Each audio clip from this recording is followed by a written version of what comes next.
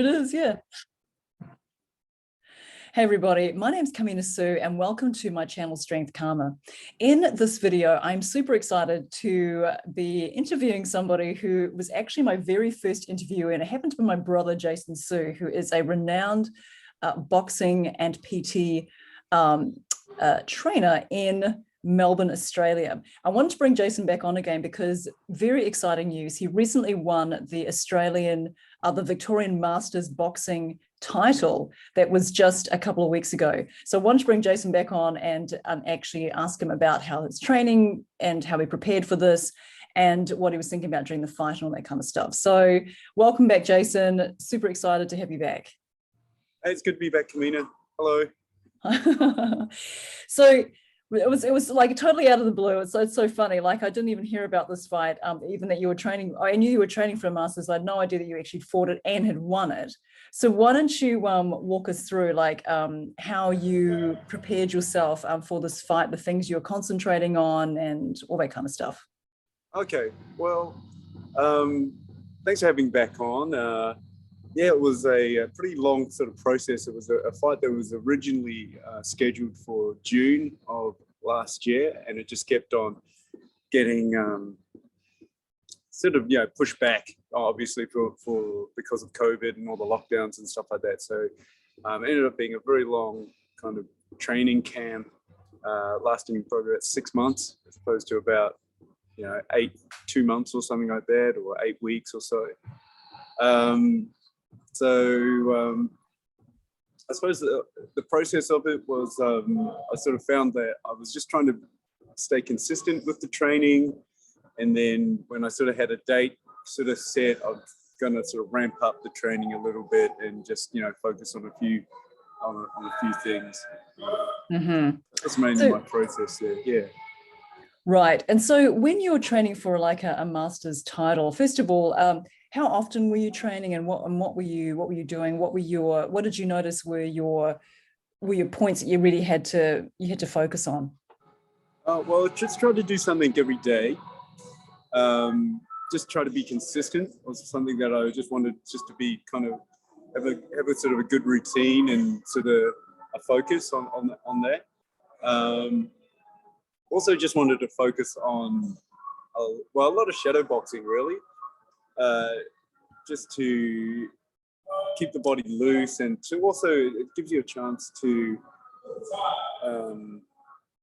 sort of work on a few things without any sort of pressure on yourself. You just kind of work through things and see what sort of feels good. You might take a few videos of yourself to sort of see if you're sort of trying to understand a concept or something like that, so you can sort of take it into a sparring situation or onto the pads or so forth. Yeah. Mm-hmm. So you were doing mainly boxing training. Were you also doing any lifting, cardio? Like, sort of walk us through like what you would be doing during a typical day. Okay. Well, first up, I'd probably go for a run. Probably wouldn't go for too long. Maybe about 20 minutes or so. Cover about 3 or 4 kilometers there, and then get into some shadow boxing. I'd be meeting up with another trainer, and we'd be holding pads for each other. And then we may or may not do a few rounds, but we're sort of out and about in parks and sort of outdoor sort of thing. So it was mainly just trying to sharpen up a little bit on the pads. And in terms of strength training, I wasn't doing a heap. Maybe just like push-ups and chin-ups, again, because the gym's been closed. Had some limitations there, but just basically doing chin-ups and push-ups really, and maybe a little bit of maybe a few squats and stuff like that for the legs. Yeah. Mm-hmm. Right. And did you find that you were making your training? How did you periodize your training? Like, did you reach up to a peak and then taper off and just so you could have some reserves at the fight, or were you training like pretty full on right up until your fight? How did that whole thing work? Look, I found that I did peak a little bit. I mean, because the date kept on being moved around a little, like pushed back. I sort of had an idea I was going to was going to be fighting in September, so sort of mid-September, I felt like I was really sharp and it was kind of peaky, and then it got pushed to November, and I was like, oh no, I peaked, and so I just kind of took a week off for it, let the body rest a little bit, and then just start building up again, and just tried to, probably around about two weeks out, trying to just push the cardio a little bit more, getting on an assault bike. I mean, by this time, the gyms had sort of opened up a bit, so I was able to use some equipment in the gym, assault bike especially, do some weight training, just a bit of strength training, deadlifts, that kind of thing. Again, starting to get some more sparring in as well. So that was important too, just to get rounds in. Not trying to go too hard out in sparring, but just trying to put things into practice that you maybe even practicing on the pads and your shadow boxing and so forth, just see if you could execute it in a sparring situation. Mm-hmm. For sure, because it's often obviously it's very different. Shadow boxing or the sparring like are doing it with pads than it is with an actual opponent in the ring, which I'd love to get into the psychology of that in a moment, because for someone who's not, for someone who's watching and they maybe have never competed before, be quite fascinating. And I just wanted to, because I obviously we come from, our family loves food, right? So how did you eat while you were training? Did you have a specific diet that you were doing, or what were some of the things that the protocol? I'll probably just trying to eat natural food. I had a little bit of weight to lose for the fight, but just the terms of the intensity of the training and stuff like that really meant I didn't really have to diet that much. It was just a matter of really cutting out obviously alcohol and processed foods and stuff like that. So laying off sort of sugary stuff, and just my portioning. I suppose I was kind of watching what I eat, maybe just having a decent portion, but sort of not going up for seconds. Basically, that was my diet. Finish my food and then that's it, basically. But I never really felt hungry or anything like that. I was having some protein shakes when I needed to. And, I mean, it was a long training camp, so I sort of felt fairly in tune with my food and stuff like that, and had a bit of time to sort of play around a little bit and say, well, okay, well, I had, well, look, I got to say, on occasion, I sort of went out and got sort of fish and chips and stuff like that, because I was just felt quite drained, and I just need to refeed a little bit. That kind of stuff. Just giving the body a bit of a refeed now and then, before it's kind of feeling a bit run down and a little bit sort of tired. I was pretty much at weight to begin with. I didn't have to lose much, and I actually weighed in a kilo lighter than the limit that was agreed on. So, as did my opponent. I guess it must have just been a bit of nerves or something like that. And so your appetite sort of goes, and your adrenaline and your brain is just really chewing it all up. Yeah. So So what weight class were you in actually? It was at a catch weight of 77 kilograms. Okay, but it was for an 80 kilogram title. But because there were it's not a great deal of people doing this sort of boxing and stuff like that. So it was they sort of matched us up, and we agreed that we were going to come in at 77 on the day. So that's what we were aiming for. Which, Right. And so your opponent, did you know much about him before you got into the ring? Oh well, look, we had some sparring earlier in the year, about April. We sort of matched up. I put my name down for a competitive sparring session, which is it's just a level up from normal sparring. Like usually the masters guys will put on a training day. Anybody can come along and you do a bit of light sparring with different people, different partners, and just kind of train and spar a little bit. So I put my name down for the next level up, which was just being matched up with one person and doing 3 rounds with them under sort of competitive like timing. So you get in the corner, you do your 2-minute rounds, you have a rest, you go again for 3 rounds in the sort of competitive sort of protocol, I suppose. So we actually sparred each other, and then after that they said, "Oh, do you guys want to fight each other?"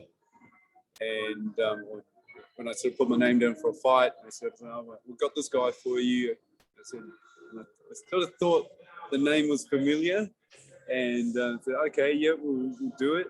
Yeah, it was a pretty competitive spar. It was a good matchup, you know, as I thought. So yeah, so I accepted, and yeah, then the training sort of began. Yeah. That's interesting. So you basically had sparred with the guy a couple of times before, or once or twice before. So you sort of felt, it was probably too short of a thing to get a sense of what they were like.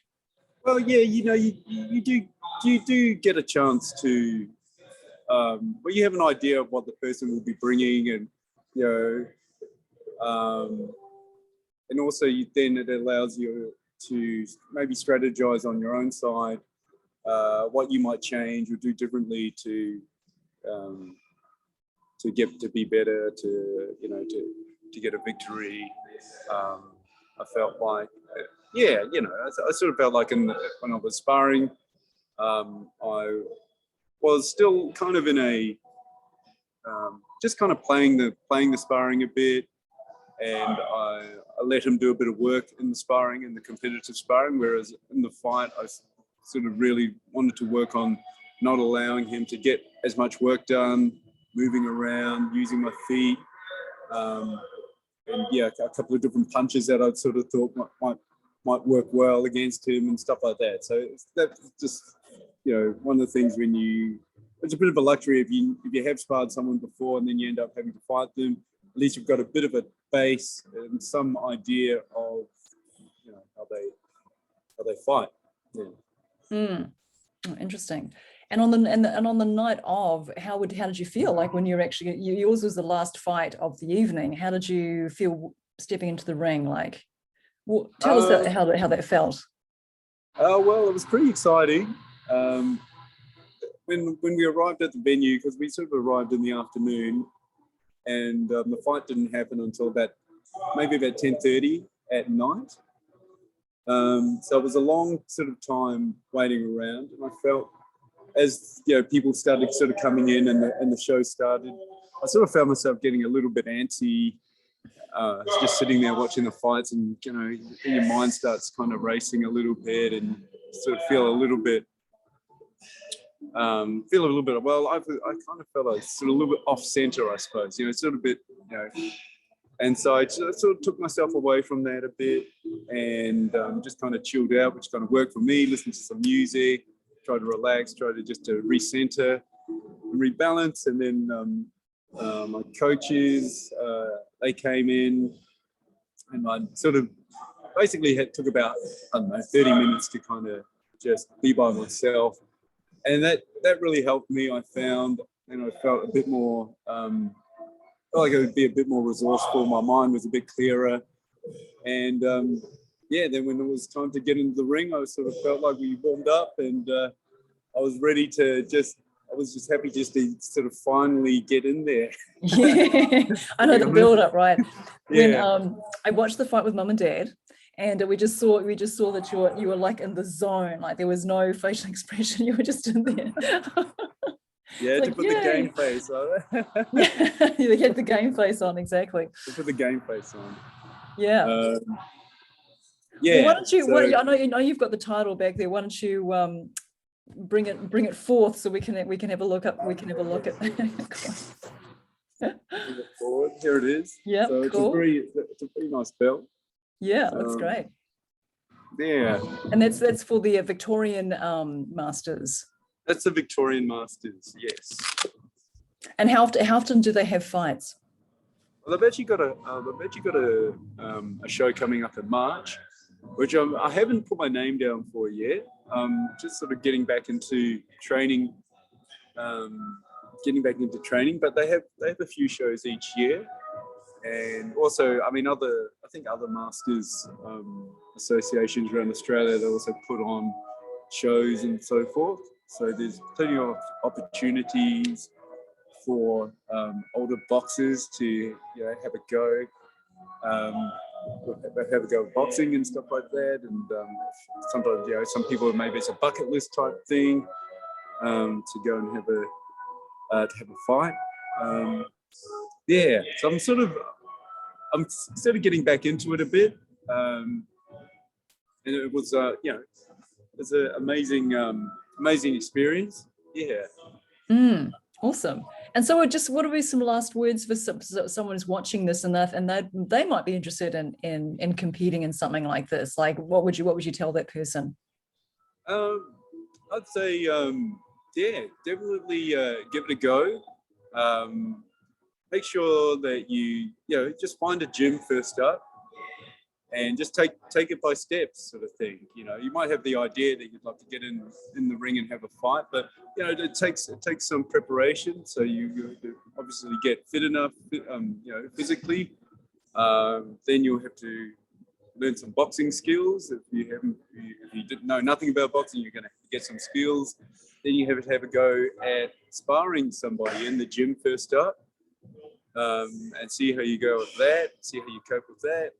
And if you sort of tick all those boxes, come along to a training day, spar with people.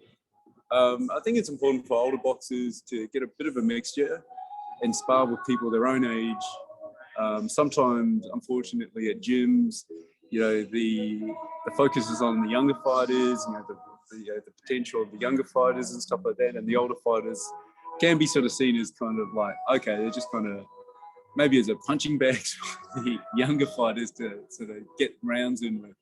So, you want to find a gym that, appreciates what you're trying to do with your boxing and not just, that you get in there with the young, with the young guys all the time and, take a beating so they can sort of practice their skills. You've got to find somewhere that is willing to take you on as a boxer in your own right and to look after you as well. Because it can be it's a lonely sport sometimes too. If you're not getting any not getting any love at the gym or stuff like that, you're just plodding away. But definitely if you have an ambition to have a go, by all means, I encourage you to do that. I mean, it's great. It's something great to focus on. Got me into physically into a really good shape, and it was very memorable experience. Isn't it cool? So when you do something like that, it's just something you'll never forget. It's something to tell the grandkids, right, Jason? Yeah, absolutely. Yeah. It's good fun. A lot of fun and really well run show. I gotta say, the Masters Boxing Victoria guys. Yeah, definitely. Awesome. Well, and is there a place where people can watch the fight? I mean, I know there's a Facebook group, Masters Boxing Victoria, which I think is also a private group, but you can ask to join. That's actually what I did to access the video. Okay. How can people see it? The fight has been posted on YouTube. So the Masters Boxing Victoria have got a YouTube channel. And I'm sure if you type that in, Masters Boxing Victoria, they've got a lot of the fights from that night, including mine, and also some of the fights that weren't shown on the stream as well. So they've posted those up on YouTube. So you can go check it out, and you can sort of see the level and kind of go, oh, okay, I want to have a go, or Oh, that's great. Yes, I'll find the link to that channel, if not the actual video, and I'll post it below this video. But look, Jason, I know you're about to train, you're about to do a class, so thanks so much for joining me today, and congratulations. Very proud of you. Everyone here's, we're just thank you. blown away by your achievement. Yeah. And if you enjoyed this video, please subscribe to my channel, Strength Karma. I bring out new content every week. Thanks so much for watching, and I'll see you in the next video. All right, awesome. So I'm going to stop that now.